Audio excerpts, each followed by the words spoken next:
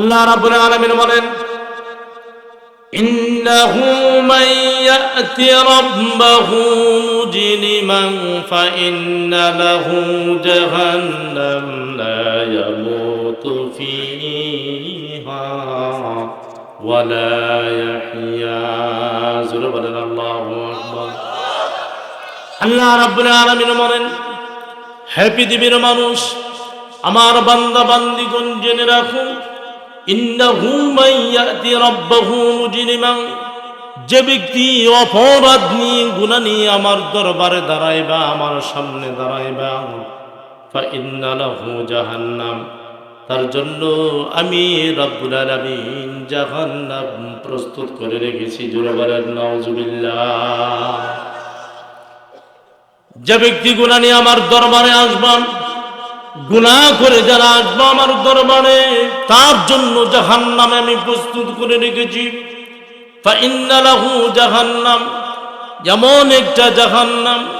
আল্লাহ রাব্বুল আলামিন বলেন, এই জাহান্নামের বস্তু যারা হয়ে যাবে, যারা জাহান্নামের ভিতরে পড়বে, রব্বুল আলামিন বলেন, লা ইয়ামুতু ফিহা ওয়া লা ইয়াহইয়া, এই জাহান্নামের আগুনে যতদিন থাকবে, যতই আগুনে থাকবে, যতদিন এই জাহান্নামের ভিতরে থাকবে, যতই আযাব ভোগ করবে, রব্বুল আলামিন বলেন, লা ইয়ামুতু ফিহা ওয়া লা ইয়াহইয়া, জাহান্নামের ভিতরে কারো মৃত্যু হবে না, কেউ বাঁচবেও না, আবার কেউ মরবে না। জোরে বলেন নাউজুবিল্লাহ।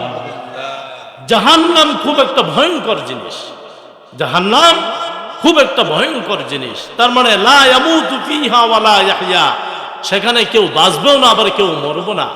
তার মানে বাঁচবেও না, মরবেও না, মধ্যমে থাকবে আদমরা বুঝেন, আদমরা। তার মানে এই পা থেকে পুরো পুরো মাথায় উঠবে, আবার দেখবেন পার নিচ থেকে আবার চামড়া গজাইতেছে, আবার মাথার থেকে পুরো পুরো আবার পার দিকে যাবে, আবার মাথার থেকে চামড়া গজাইতে থাকবে। জোরে বলেন আল্লাহু আকবার। এত সুন্দর শরীর, এই শরীর যদি জাহান্নামের আগুনে ফালায়, হ্যাঁ, উপায় থাকবে?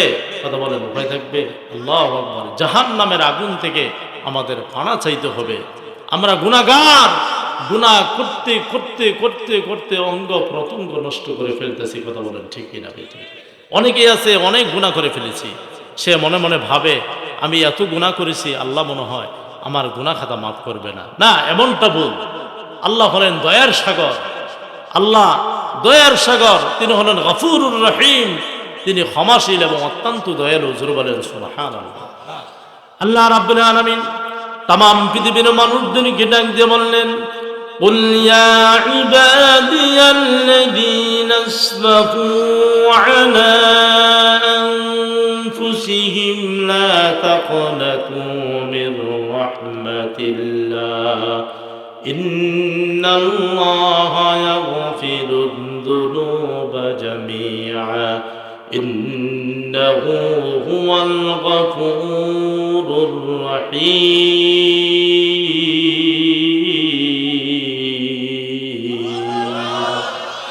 আল্লাহ রাব্বুল আলামিন বলেন, হে পৃথিবীর মানুষ, قل يا عبادي الذين اسرفوا على أنفسهم لا تقنطوا من رحمة الله। ও আমার পৃথিবীর বান্দা বান্দিগণ, জেনে রাখো, তোমরা শয়তানের ধোঁকায় পড়ে গুনাহ করে ফেলেছো, এমন গুনাহ করে ফেলেছো, অন্তরের ভিতরে এই মনটা সাক্ষী দেয় মনে হয় আর এই গুনাহ মাফ হবে না, এই দেহটা মনে হয় জাহান্নামের লাকড়িতে পরিণত হয়ে গেছে, আমার রহমত থেকে নিরাশ হয়ে গেছো। কিন্তু আল্লাহ রাব্বুল আলামিন বলেন, না না, আমার রহমত থেকে নিরাশ হয়ে যেও না। আমি এমন তোমাদের রব, এমন মানে গুনাহ করেছো, রাতে উঠিয়া ঠান্ডা পানি দিয়ে ওযু করে 2 রাকাত নামাজের জন্য, তাহাজ্জুদের নামাজের জন্য আমার জমিনের উপরে তুমি দাঁড়ায় যাও, দাঁড়ায় 2 রাকাত নামাজ আদায় করে সিজদায় গিয়ে আল্লাহ বলে আমাকে একটা ডাক দাও, বান্দারে গুনার জন্য ক্ষমা চাও, মাফ চাও। আমি তোর এমন বান্দা, বান্দারে তুই আমার কাছে গুনাহ মাপ চাইতে দেরি আমি রব্বুল আলামিন তোর तमाम জিন্দেগানির গুনাহ খাতা মাফ করতে দেরি করব না। জোরে বলেন মারহাবা। সে রব হলো আমার, সে রব হলো আমাদের গফুরুর রহিম, যিনি অত্যন্ত দয়ালু এবং ক্ষমাশীল আল্লাহ রাব্বুল আলামিন। আমার বাবা, আমার বন্ধুগণ, একটা ঘটনা বলি আপনাদের সামনে। মদিনার সবচেয়ে একটা ষষ্ঠীবের যুবক, সুন্দর ষষ্ঠীবের একটা যুবক মদিনার রাস্তার পাশে দাঁড়ায় দাঁড়ায় চোখের পানিগুলো গড় গড় করে ছেড়ে দিয়েছে, চোখের পানি বেয়ে বেয়ে পড়তেছে। আমিরুল মুমিনিন খলিফাতুল মুসলিমিন হযরত ওমর রাদিয়াল্লাহু তাআলা আনহু যুবকটির কান্না দেখে তার অন্তরের ভিতরে মায়া লেগে গেছে। হযরত ওমর বলেন, এই যুবকের কান্না আমি আর সহ্য করতে পারলাম না, নিজেকে কন্ট্রোলে রাখতে পারলাম না, নিজেকে ধরে রাখতে পারলাম না। আমি হাঁটি হাঁটি পা পা করে আমি সুন্দর যুবকটির সামনে আমি উপস্থিত হয়ে গেলাম। জোরে বলেন সুবহানাল্লাহ। যুবক কি করে? রাস্তার পাশে দাঁড়াই দাঁড়াই কান্দে, রাস্তার পাশে দাঁড়াই দাঁড়াই যুবক কান্দে। আমিরুল মুমিনিন খলিফাতুল মুসলিমিন হযরত ওমর বলে, এতই কান্না করতেছে, তার চোখের পানি দেখে আমি নিজেকে আর ধরে রাখতে পারলাম না, কন্ট্রোল করতে পারলাম না। আমার ভাইরা, গভীর মনোযোগ দিয়ে ঘটনাটা শুনলেন।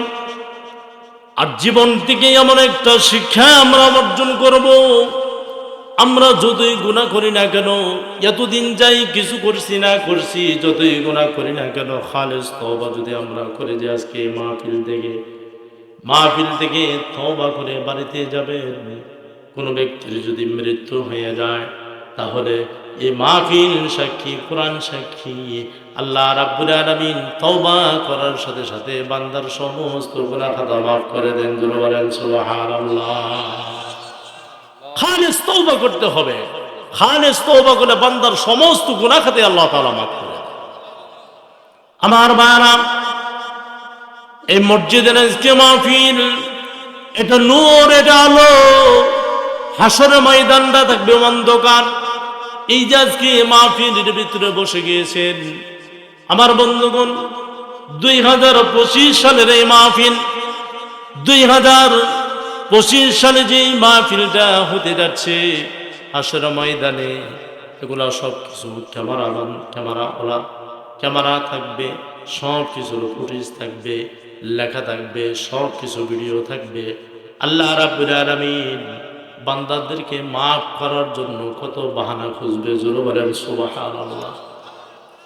বান্দারা যখন হাসরের ময়দান উঠবে আর জাহান্নাম লাফাইতে লাফাইতে যখন যাবে, জাহান্নামের আগুনের জিহ্বা যখন বের করে দিবে, কারো মাথা ঠিক থাকবে না, নবীরা পর্যন্ত হামাগুড়ি দিতে থাকবে আর কাঁদতে থাকবে।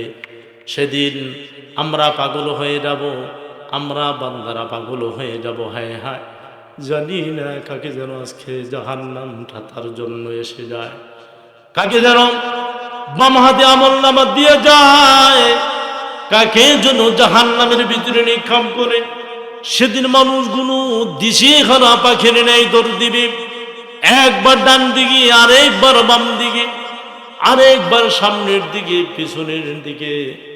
জাহান্নামের আলোচনা যখন করতে লাগলেন, হযরত বিলাল হাবশী রাদিয়াল্লাহু তাআলা আনহু তিনি বলেন, ইয়া রাসূলুল্লাহ, কিয়ামতের ময়দানে কেউ কারো চিনবে না, নিজে তো ইয়া নাফসি বলবে, বাবা চিনবে না, মা চিনবে না, ভাই ব্রাদার চিনবে না, বোন চিনবে না, আত্মীয় স্বজন চিনবে না।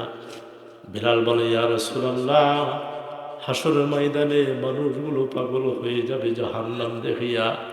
ইয়া রাসূলুল্লাহ, আপনি তো দয়ার সাগর, আপনি তো রহমতের নবী, রাহমাতুল লিল আলামিন নবী হে, হাসরের ময়দানে কোন জায়গার ভিতরে আপনাকে আমি খুঁজে পাবো? জোরে বলেন সুবহানাল্লাহ, আর জোরে বলেন সুবহানাল্লাহ। আমার রাসূল বললেন, বিলাল হাসর ময়দানে আমাকে যখন তুমি তালাশ করবে, একটা দূর দিবি মিজানের পাল্লায়, মিজানের পাল্লার সামনে আমি সিজদায় পড়ে থাকবো আমার উম্মতের জন্য। আমি আল্লাহ তাআলার কাছে ক্ষমা চাবো। জোরে বলেন সুবহানাল্লাহ। সেখানে যদি তুমি আমাকে না পাও, জাহান্নামের গেটের সামনে দেখবে আমি রাহমাতুল লিল আলামিন সিজদায় পড়ে আছি, আর আল্লাহর কাছে দোয়া করব, আল্লাহ আমি নবীজি থাকতে আমার একটা গুনাহগার উম্মতকে তুমি আজকে জাহান্নামে দিতে পারবা না। বিলাল রে, জাহান্নামের গেটের ভিতরে যদি তুমি আমাকে না পাও, কোন সিরাতের গেটের সামনে দেখবা আমি বিশ্ব নবীজি সিজদায় পড়ে আছি। জোরে বলেন আল্লাহু আকবার। ও মুসলমান, এই মহান নেতা বাদ দিয়া, রাসূলের আদর্শ বাদ দিয়া, রাসূলের কালচার বাদ দিয়া দুনিয়ার কোন নেতার অনুসরণ করো, এই নেতা তোমার ধরা দিবে না, এই নেতা তোমার কোনো কাজে আসবে না। যে নেতা ধরা দিবে তিনি হলেন রাহমাতুল লিল আলামিন, সাইয়্যিদুস সাখারাইন, ইমামুল মুরসালিন, আমার নবী, আপনার নবী, রহমতের নবী।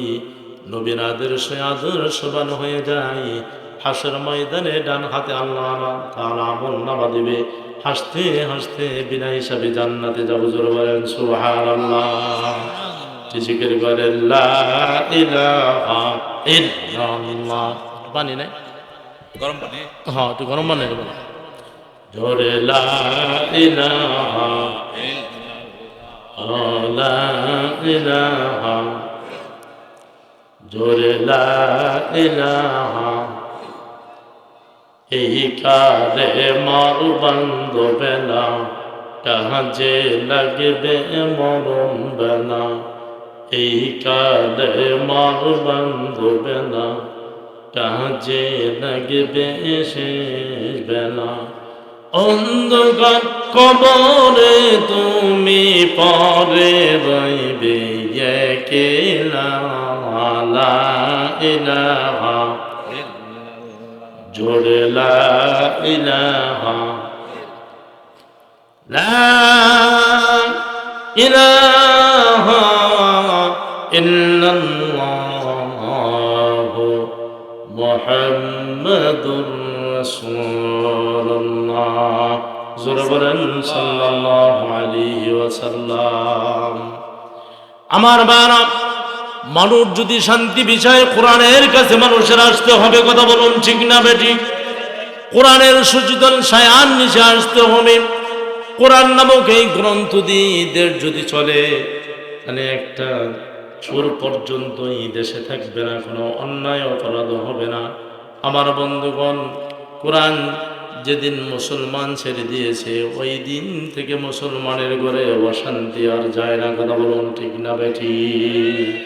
কোরআন থেকে মানুষ আজকে দূরে, যার কারণে মানুষ আজকে নির্যাতিত, নিপীড়িত, মানুষ সম্মান হারাচ্ছে একমাত্র কোরআনকে বাদ দেওয়ার কারণে। কথা বলুন ঠিক না বেঠিক?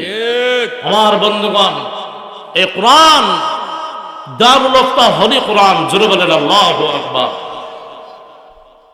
Two make a model society, to make a line society, তার মানে এর অর্থ হলো আলোকিত সমাজ গঠনে আল কোরআনের অবদান। জোরে বলেন সুবহানাল্লাহ।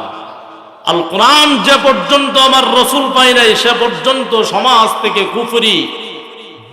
কুফরি, শিরকি, তারপরে অশ্লীলতা, সে পর্যন্ত মানুষের চারিত্রিক ভালো করতে পারে নাই আমার রসুল। জোরে বলেন মারহাবা। যে পর্যন্ত কোরআন না আসছে, কোরআন যেদিন থেকে আসলেন সেদিন থেকে আল্লাহর রসুল কোরআনের দাওয়াত দিলেন। মানুষ দলে দলে একে একে কোরআনের সুচিতল ছায়ার নিচে আসতে থাকলেন। মানুষের চরিত্রগুলা, অভদ্র মানুষগুলা ভদ্রতে পরিণত হলো, অসভ্য মানুষরা সভ্যতে পরিণত হলো।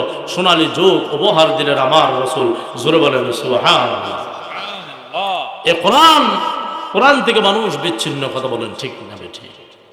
আমার ভাইরাম, আমার হাবিব কোরআন নিয়ে আসছেন। হাবিবের আদর্শই আমাদের আদর্শ সমান হতে হবে। আমার বন্ধুগণ, এই কোরআন যারা ছেড়ে দিয়েছে তারা অপদস্থ হয়েছে, লাঞ্ছিত হয়েছে। বর্তমানে দেখবেন আমার মা বোনেরা কোরআন বাড়িতে রাখে শুধু সুকেশের ওপরে সাজিয়ে বা একটা তাকের উপরে সাজিয়ে রাখে, বছরকে বছর যায়, মাসকে মাস যায়, আমার মারা কোরআন খুলে আর আগের মতো করে না। কথা বলুন ঠিক না বেঠিক? মা বোনেরা কোরআন ছেড়ে দিয়েছে, এখন আছে স্টার জলসা আর নাচ গান, ড্যান্স, গান বাজনার নাটক নিয়ে মা বোনেরা ব্যস্ত। কথা বলুন ঠিক না বেঠিক? আমার মা বোনেরা, আমি তোমাদেরকে দৃষ্টি আকর্ষণ করে বলছি, ল্যাংটা পরিবেশে ঘোরাফেরা বাদ দাও, বর্ধনঙ্গী জীবন যাপন তোমরা করতেছো, এগুলো বাদ দিয়ে মা খাদিজাতুল কুবরা, মা ঈশা সিদ্দিকা, মা সুমাইয়া, যদি আসিয়া আলাইহিস সালাতু ওয়াস সালামের কথাগুলো মেনে নাও, মারে খোদার কসম দিয়ে বলি, হাসরের ময়দানে তাদের সাথে তোমাদের জান্নাত হবে। জোরে বলেন সুবহানাল্লাহ। কোরআন বাদ দিয়ে দিয়েছে, কোরআনের কোনো মহাব্বত নাই, মহাব্বত হলো শুধু টিভির মধ্যে। কথা বলুন ঠিক না বেঠিক? রাসূলের মহাব্বত নেই, আল্লাহর মহাব্বত নেই, মহাব্বত হলো অশ্লীলতার মধ্যে, নাটকের মধ্যে, গানের মধ্যে, সিনেমার মধ্যে। কথা কোন ঠিক না বেঠিক? মুসলমান, ঈমান মজবুত করতে হবে, সজাগ হতে হবে। আমি এই মুসলিম জনতাকে জানাচ্ছি, বাংলার এই জমিনে যে দেশে 90% মুসলমান, এই মুসলমানের দেশে কোন কাফির, বেঈমান, কোন নাস্তিক, কোন মুরতাদ, জালিম, স্বৈরাচার, রামপন্থী আর বামপন্থী আমার রাসূলের বিরুদ্ধে, আল্লাহর বিরুদ্ধে, কোরআনের বিরুদ্ধে একটি কথা বললে তার জিভ টেনে ছেড়ে দেওয়া হবে। কথা বলুন ঠিক না বেঠিক? শুধু তাই নয়, আপনি আমি যদি সংগ্রাম করে, আন্দোলন করে কোরআনকে সংসদে নিতে পারি, কোরআনকে যদি একটি বারের জন্য বাংলাদেশের পার্লামেন্টে তুলতে পারি, তাহলে তাম বাংলাদেশ কোরআনের সামিয়ানায় পরিণত হয়ে যাবে। কথা বলুন ঠিক না বেঠিক? আমার ভাইয়েরা, কোরআনের সামিয়ানা যখন বাংলাদেশ হয়ে যাবে, তখন এই বাংলাদেশের টেকনাফ থেকে তেতুলিয়া, রূপসা থেকে বাতুরিয়া, প্রতিটি জায়গায়, প্রতিটি ইঞ্চি ইঞ্চি জায়গায় এই বাংলার জমিনে আর কোথাও অন্যায় অপরাধ হবে না। কথা কোন ঠিক কিনা? চোরি হবে না, ডাকাতি হবে না, রাহাজানি হবে না, হাইজাকারি হবে না, ছিনতাইকারী হবে না, দর্শন হবে না, অপহরণ হবে না, ইফতেজেন, জিনা, বেবিচার, বেবিচারী, টেন্ডারবাজি আর চাঁদাবাজি হবে না। আল্লাহর পক্ষ থেকে এই জমিনে নেমে আসবে শান্তি আর রহমত। কথা বলুন ঠিক না বেঠিক? আমার ভাইরা, এই কোরআনের পক্ষে সংগ্রাম করে, কোরআনের পক্ষে আন্দোলন করে, কোরআনের পক্ষে কথা বলে, কোরআনকে যদি একটি বারের জন্য সংসদে নিতে পারি, একটি বারের জন্য যদি কোরআনকে পার্লামেন্টে তুলতে পারি, এই পার্লামেন্টে নিতে গিয়ে, সংসদে কোরআন নিতে গিয়ে যদি গাম জড়াতে হয় গাম জড়াবো, রক্ত দিতে হলে রক্ত দেব, জীবন দিতে হলে জীবন দেব, ছেলে মেয়েকে যদি ইতিম করতে হয় ইতিম করব, পিতামাতাকে যদি সন্তান হারা করতে হয় সন্তান হারা করব, জীবন দিব, শহীদ হব। এরপরও আল্লাহর জন্য, কোরআনের জন্য জীবন দিতে কারা কারা রাজি আছি? দুহা তুলে আল্লাহকে দেখায় দেন। নারায়ে তাকবীর, দ্বীন ইসলাম, দ্বীন ইসলাম জিন্দাবাদ, জিন্দাবাদ। নারায়ে তাকবীর। নামান, আমরা কি কোরআনের পক্ষে না শয়তানের পক্ষে? রাসূলের পক্ষে না আবু জাহেলের পক্ষে? রাসূলের পক্ষে থাকতে হবে। ওই আবু জাহেলের পক্ষে থাকলে চলবে না। কথা বলুন ঠিক না বেঠিক? ঘটনার কথা মনে আছে? যুবক কান্দে রাস্তায় দাঁড়াই দাঁড়িয়ে, ঘটনার কথা মনে আছে? আমার বারাম খলিফাতুল মুসলিমিন হযরত ওমর হাঁটি হাঁটি পা পা করে যুবকটির সামনে উপস্থিত হয়ে গেলেন। উপস্থিত হওয়ার পরে আবার যুবককে বললেন, মা যুবকি সাহেব, এ যুবক, কি হয়েছে তোমার? কেন তুমি কান্দো? কারণটা কি? কান্নার কেন তোমার কারণটা কি? কেন তুমি এত কান্দো? কি হয়েছে?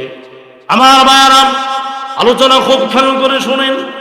যুবক কোনো কথা বলে না, যুবক কান্নার রহস্য কোনো কিছুই বলে না। হযরত ওমর বললেন, যুবক রে, তুমি বলো কেন তুমি কান্দো? বলো বলো যুবক, কি হয়েছে তোমার? আমার ভাইয়েরা, যুবক কোনো কথাই বলতে চাই না। আর যদি আমার মনে আমি দমকের শুনে কথা বললাম, যুবক তুমি আমাকে চিনোনি, আমার পরিচয় জানোনি। যুবক বলে না, হযরত ওমর বলে, যুবক রে, আমি হলাম রাসূলের অন্যতম সাহাবীদের ভিতরে একজন সাহাবী। আমি হলাম হযরত ওমর রাদিয়াল্লাহু তাআলা আনহু। আমার রাসূল আমাকে খুব ভালোবাসে, আমিও রাসূলকে ভালোবাসি। যুবক রে, আর কান্না করবা না, তোমার চোখের পানি আমি আর সহ্য করতে পারতাছি না রে যুবক, আমার অন্তরটা পড়ে যাচ্ছে, আর কান্নাকাটি করবা না। তুমি খইলা বলো তোমার কি হয়েছে, কেন তুমি কান্দ? আমার মায়েরা, যুবক কোনো কথা বলে না, চুপচাপ।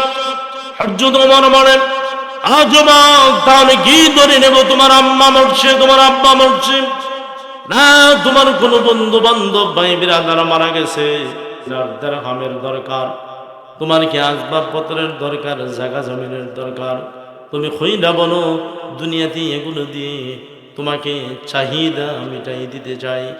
যুবক তখন কান্দে আর বলে,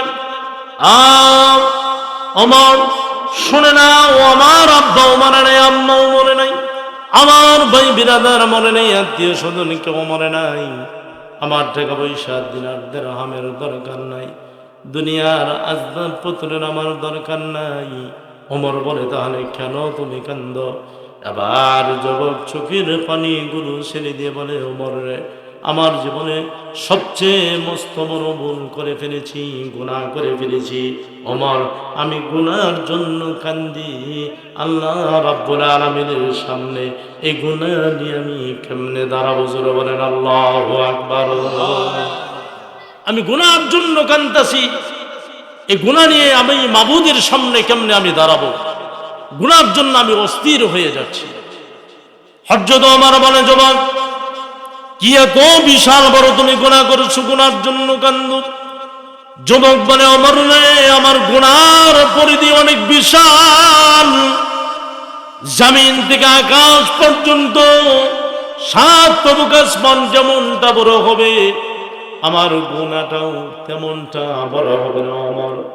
শুধু তাই নয়, 7 তবুক জমিন যেমন বড় হবে, আমার গুনার বোঝাটা ওজন করা হলে এমনটাই বড় হবে।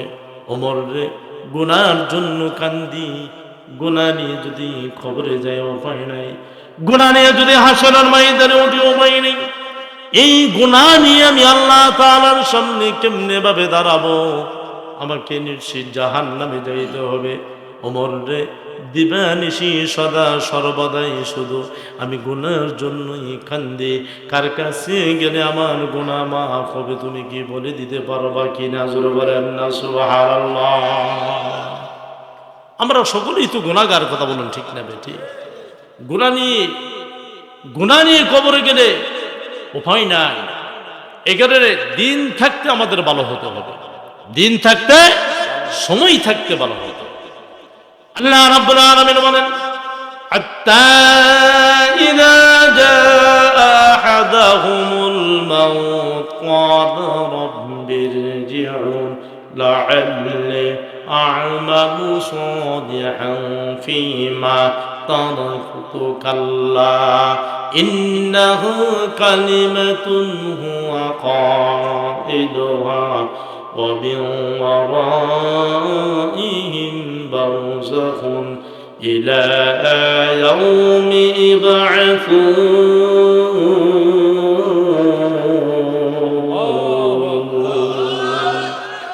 আমার ভাইয়েরা, আল্লাহ রাব্বুল আলামিন বলেন, কোন কাফির বেঈমান কেউ যদি মারা যায়, যখন মারা যায়, মুমূর্ষ ব্যক্তি মারা যাওয়ার একেবারে সময়টা সন্নিকট হয়ে গেছে, যখন মারা যাবে আর কয়েক মিনিট দুনিয়াতে বেঁচে থাকবে, তখন মানুষগুলো বলতে থাকে, ক্বালা রাব্বিরজিউন লাআল্লি আ'মালু সালিহান ফীমা তারাকতু।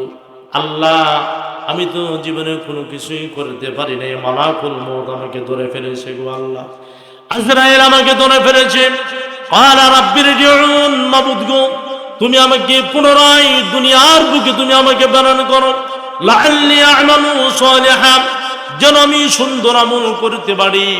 নামাজ পড়ি নাই, পিতা মাতার খেদমত করি নাই, যাকাত দেই নাই, হজ করি নাই, গরিবদেরকে দান দক্ষিণা করি নাই, মসজিদ মাদ্রাসায় দান দক্ষিণা করি নাই, পিতা মাতা মরছিল তাদের জন্য 2টা টাকা আমি দান করি নাই, আমি একেবারে উদাসীন অবস্থায় আসিলাম, কিন্তু মালাকুল মউত আমাকে ধরে ফেলেছে। ক্বালা রাব্বি রজিউন, আমাকে পুনরায় দুনিয়ার বুকে আবার প্রেরণ করো, লাআল্লি আ'মালু সালিহান ফীমা তারাকাইতু হবে। জোরে বলেন সুবহানাল্লাহ। এরকম সময় সবারই আসবে, কথা বলুন ঠিক না বেঠিক? আমার ভাইয়েরা, যুবক নাই, বৃদ্ধ নাই, পুরুষ নাই, মহিলা নাই, সকলের কাছে মালাকুল মউত যাবে। মালাকুল মউত যখন যাবি, একটা সেকেন্ডের জন্য তাকে সময় দেওয়া হবে না। আল্লাহ রাব্বুল আলামিন বলেন, ওয়ালা ইউআখিরুল্লাহু নাফসান ইযা জাআ আজালুহা আল্লাহু খাবীরুম বিমা তা'মালুন। নির্দিষ্ট সময় আসার সাথে সাথে তার প্রাণ পাখিটা ধরে নিয়ে যাবে। একটা সেকেন্ডের সময় আল্লাহ রাব্বুল আলামিন দিবেন। জোরে বলেন সুবহানাল্লাহ। আমার ভাইরা, আমার বন্ধুগণ, ওই যে যুবক কান্দে গুনার জন্য, হযরত ওমর বলে, যুবক কি এত বিশাল বড় গুনাহ করেছ আমার কাছে বলো। আমি অতি সংক্ষিপ্ত আকারে ঘটনাটা আমি শেষ করব। আমার বন্ধুগণ, যুবক বলে, ওমর তোমার কাছে বলতে পারি, তবে শর্ত হলো একটা, কই তুমি আমার কি গুনাহ খাতা তুমি মাফ করতে পারবে কিনা? হযরত ওমর বলে, না, আমি যত নামী হয়ে থাকি, দাবি হয়ে থাকি, আমি বান্দাদের গুনাহ খাতা মাফ করতে পারবো না। বান্দাদের গুনাহ খাতা মাফ করবে একমাত্র আমার আল্লাহ রাব্বুল আলামিন। জোরে বলেন সুবহানাল্লাহ। যুবক বলে, ওমর রে, তাহলে তোমার কাছে বলে আর আমার কি নাম? আমি তোমার কাছে বলবো না, আমার গুনার জন্য তোমাকে সাক্ষী বানাইতে চাই না। হযরত ওমর বলে, যুবক তুমি যদি আমার কাছে না বলো তাতে কোনো সমস্যা নাই, তবে আমার কাছে রহমতের নবী আছে, মদিনার নবী আছে, রাহমাতুল লিল আলামিন আছে। যুবক আমার হাবিবের কাছে যদি যাও, যাওয়ার পরে তোমার গুনার জন্য তুমি যদি আমার হাবিবকে বলো, আমার দৃঢ় বিশ্বাস আমার রাসূল তার রহমতি বরকতি হাত উঠিয়ে তোমার গুনার জন্য যদি দোয়া করে, আল্লাহ রাব্বুল আলামিন অবশ্যই তোমার গুনাহ খাতা মাফ করে দিবে। জোরে বলেন সুবহানাল্লাহ। যুবক বলে, আচ্ছা আমাকে নিয়ে চলো আমার রাসূলের কাছে। হযরত ওমর যুবকের হাত ধরে হাঁটি হাঁটি পা পা করে বিশ্ব নবীর দরবারে উপস্থিত হলেন। আমার ওমর বলে, যুবক যে কথাটা আমার কাছে বলো নাই, রাহমাতুল লিল আলামিনের কাছে তোমাকে এনে দিছি, আমার রাসূলের কাছে তোমার ঘটনাটা হইলা বলো। শুধু যুবক কান্দে, কোনো কথা বলে না। দয়ার নবী, মায়ার নবী বলে, যুবক রে, পরিচয় দাও, কোথায় তোমার ঘর, কোথায় তোমার বাড়ি, কেন তুমি কান্দ?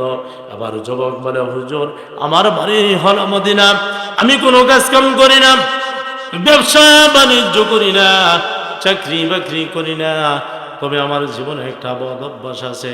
রাসূল বলেন, কিসের বদ অভ্যাস? যুবক বলে, হুজুর এই যে মদিনার গুরুস্থান দেখা যায়, নতুন নতুন যত কবরগুলো হয়েছে, নতুন কোনো মানুষ মারা যাওয়ার সাথে সাথে রাতের গভীরে আমি কবরস্থানে যাই, যাওয়ার পরে সেই কবরটা খনন করার পরে আমি মুর্দার শরীর থেকে কাফনের কাপড় আমি ছিনিয়ে নেই। যার পরে এই যে মদিনার বাজার দেখা যায়, মদিনার বাজারে কাফনের কাপড়গুলো আমি বিক্রি করে দেই, এতে কিছু মাইনে পাই, টাকা পয়সা পাই, এগুলো দিয়ে কোনো রকম আমার সংসার চালাই। ওজন আমি হলাম একটা কাফন চুরি করা বলা একজন মানুষ, আমি হলাম কাফন চোর।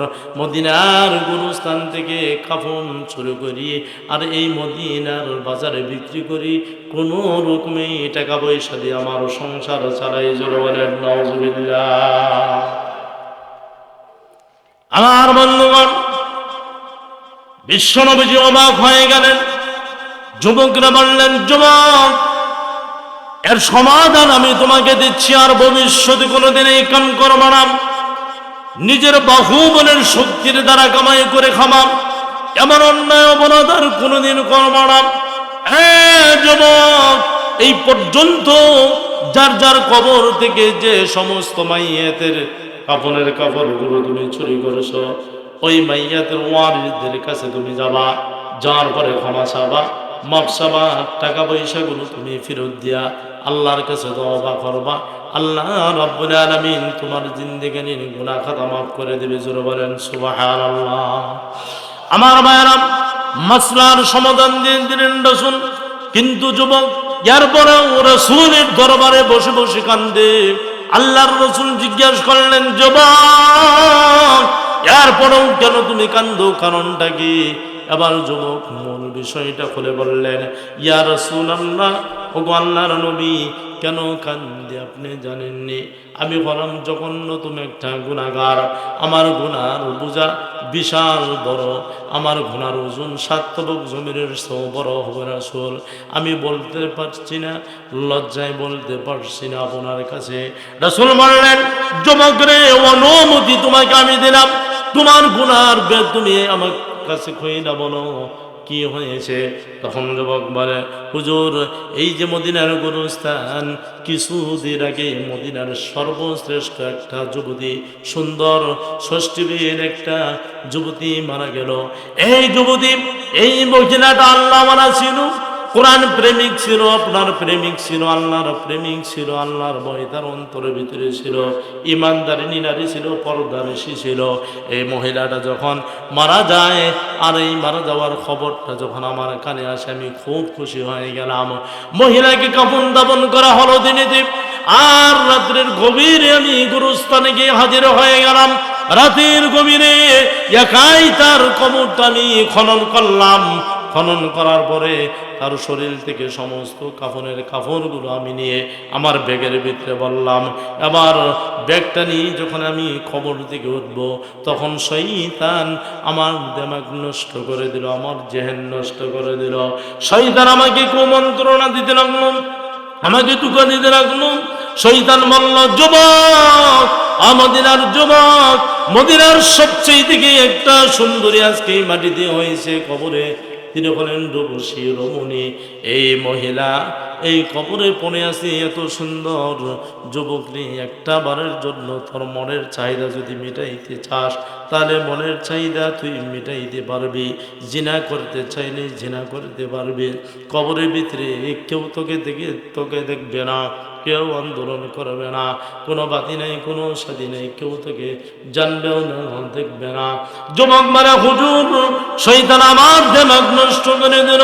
আমি ডাইনি বামে তাকাইলাম না, শয়তানের কুমন্ত্রণায় পড়ে আমি কবরের ভিতরে ওই ইমানদারি মহিলার সাথে আমার কাম বাম আমি কি করলাম, শেষ করলাম। আমার মনের চাহিদা মিটাই দিলাম, আমি জিনা করে ফেললাম।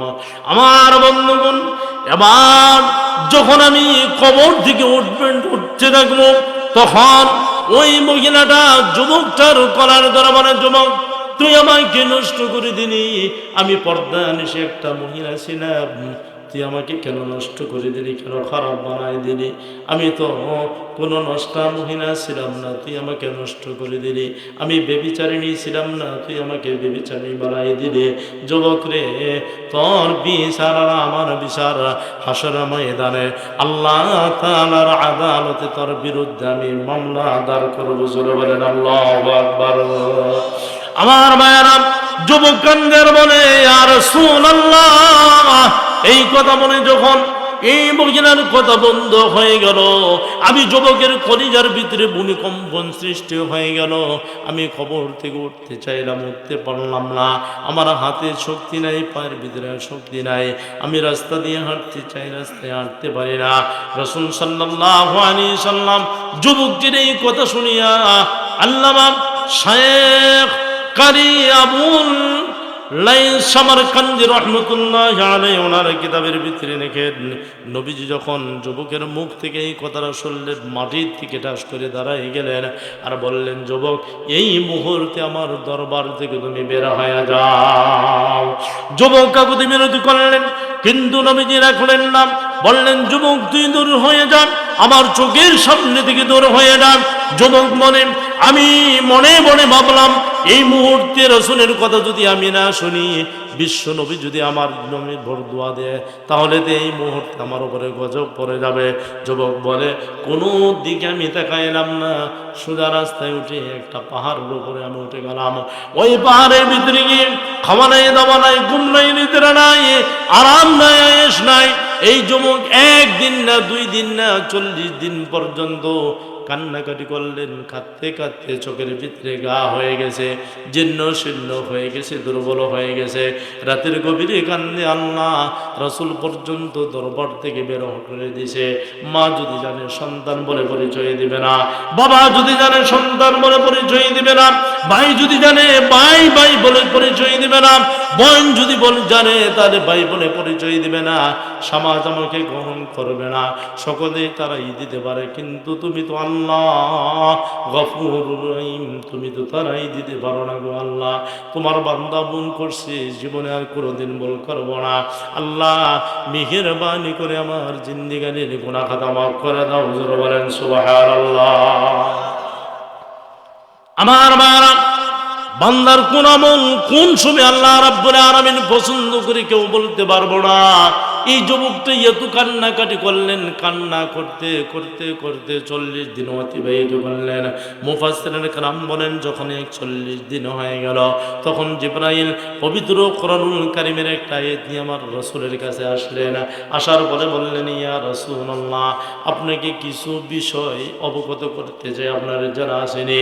আল্লাহর রাসূল বললেন, জিবরাইল কোন বিষয়ে?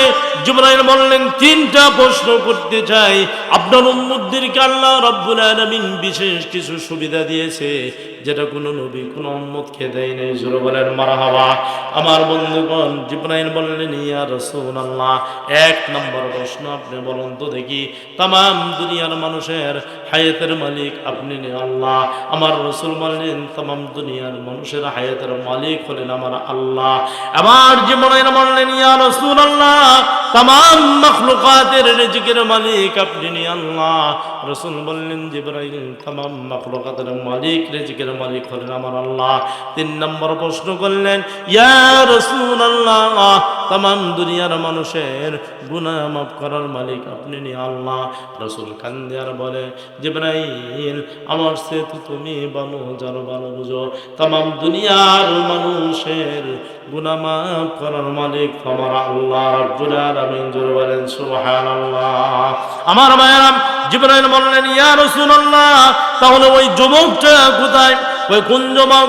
কয়েকটা জিনার গুনাহ নিয়ে আপনার দরবারে আসছিল আর 40 দিন আগে। রাসূল বলেন, ও যখন নতুন গুনাহ করেছি বিদায় আমি তোকে তাড়াই দিছি, তার মুখটা পর্যন্ত আমি দেখতে চাই নাই। এমন যখন নতুন গুনাহ কেউ করতে পারে কিনা? আবার জিবরাইল বললেন, ইয়া রাসূলুল্লাহ, কোরআনে একটা আয়াত দিয়ে আল্লাহ রাব্বুল আলামিন আপনার কাছে আমাকে পাঠিয়ে দিয়েছে। ওই যুবক এমন অনুতপ্ত হয়েছে, লজ্জিত হয়েছে, এমন তওবা করেছে, তার তওবাকে কেন্দ্র করে তাম দুনিয়ার সমস্ত আপনার উম্মতের জন্য একটা শিক্ষা হয়ে গেছে। জোরে বলেন সুবহানাল্লাহ। ইয়া রাসূলুল্লাহ, ওই যুবক আল্লাহ রাব্বুল আলামিন মাফ করে দিয়েছেন। এই কোন আল্লাহ রাব্বুল আলামিন বলেন, ইল্লা মান তাবা ওয়া আমানা ওয়া আমিলা আমালান সালিহান ফাউলাইকা ইউবাদদিলুল্লাহু সাইয়্যাতিহিম হাসানাত ওয়া কানা আল্লাহু গফুরুর রহিমা। আল্লাহ বলেন, বান্দা বান্দিরে, তোরা যদি খালিস তওবা আমার কাছে করিস, আর যদি ঈমান মজবুত করিস, ভালো আমল করিস, ফাউলাইকা ইউবাদদিলুল্লাহু সাইয়্যাতিহিম হাসানাত, ভালো আমলগুলা সাইয়্যাত গুনাহকে ডেকে ফেলে। জোরে বলেন সুবহানাল্লাহ। আমার ভাইরা, এই যে মসজিদ, এই মসজিদের জন্য প্রত্যেকটা মানুষের জীবনে ভালো আমল একটা নিদর্শন রাখতে চাই। ভালো আমল থাকার দরকার আছে না নাই আমার বন্ধুগণ? প্রত্যেক মানুষের ভালো একটা আমল থাকতে হবে।